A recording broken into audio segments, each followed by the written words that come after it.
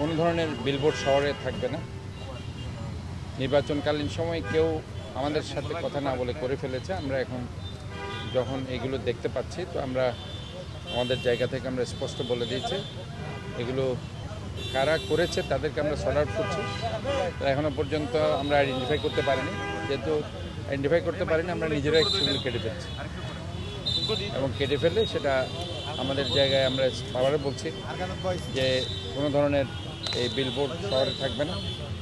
যেভাবে ঢাকা শহরে যেভাবে আছে, অন্য অন্য শহরে যেভাবে আছে, ডিজিটাল যে সাইনবোর্ডগুলো পাশাপাশি এলইডি এগুলো আমরা অনুমতি দিব।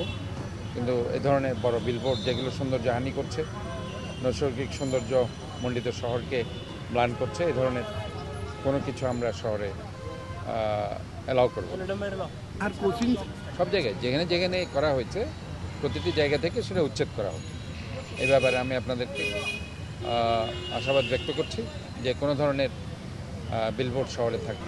আমরা বলতে পারি যে আমাদের যে ওয়াটার লগিং প্রবলেম এই 12 থেকে 14 মাসে আমরা 50 to 60% আমরা কমিয়ে দিতে পেরেছি, যেটা চট্টগ্রামের সবচেয়ে বড় সমস্যা ছিল এবং এটা একটা অভিশাপ ছিল।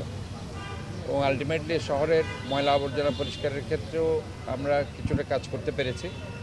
আমরা আমাদের ময়লা থেকে যে সম্পদে পরিণত করা ওয়েস্ট টু এনার্জি এই প্রকল্পে আমরা একটা গ্রিন এনার্জি, যেটা আমরা বলতে চাই বায়োগ্যাস, সেটার ফিজিবিলিটি স্টাডি আমাদের হালিশহর যে টিজি আছে সেখানে কাজ চলছে এবং আরিফিনগর আরেকটা টিজি, সেখানে আমরা গ্রিন ডিজেলের একটা প্রকল্প আমরা হাতে নিয়েছি, সেটাও ইনশাআল্লাহ কাজ শুরু হবে।